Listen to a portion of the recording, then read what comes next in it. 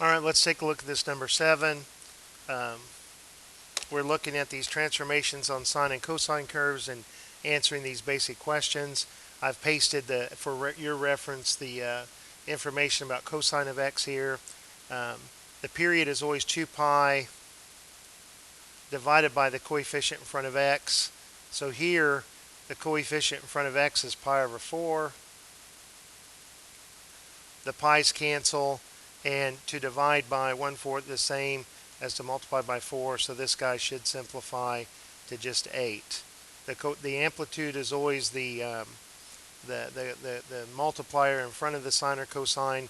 It's just 1. These values are always going to be positive because they represent distances. The center line is always what you add or subtract to the output of this function, whether you lift the graph up or you push it down. In this case, we've done neither, and it still has the same center line at y equals 0. Now, it's going to cross this center line on the original cosine at pi over 2 and at 3 pi over 2. So if we were to replace this expression, this pi over 4 times the quantity x minus 2, if you were to replace that with pi over 2, you would be on the center line. So let's solve this for x. If we multiply both sides by 4, 4 divided by 2 is 2. If we divide both sides by pi, the pi's cancel. If we add 2 to each side, we're getting 4. Now, the problem is, no, that's not a problem. 4 is bigger than 0, and 2 pi is about 6.28, so 4 is less than that. So I'm crossing my center line here at x equals 4. Now, this period, this 2 pi, used to be 6.28. Now it's a little bit bigger, so it's possible that we could lose a 0. I don't think we will, but let's check and see.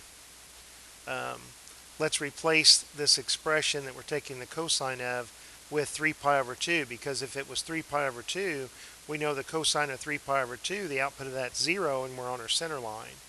So let's replace this guy with 3 pi over 2.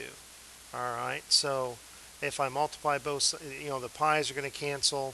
If I multiply both sides of this by 4, I get x minus 2. 4 divided by 2 is 2, and 2 times 3 is 6.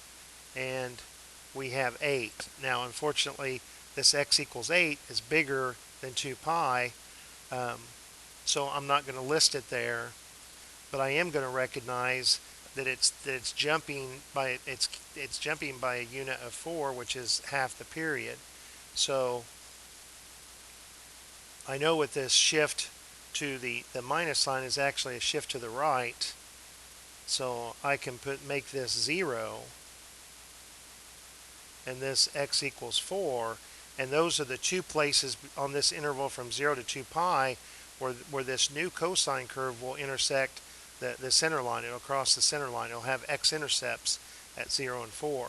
If I want to describe this, the infinitely many times that it intersects the center line, I can put 0 plus, well, that jump was 4, half of that period was 4, and any multiple of 4.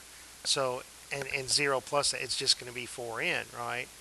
So let n be 0, positive 1, or negative 1, positive 2, or negative 2, and so forth. Hope that helps, and I'll talk to you later.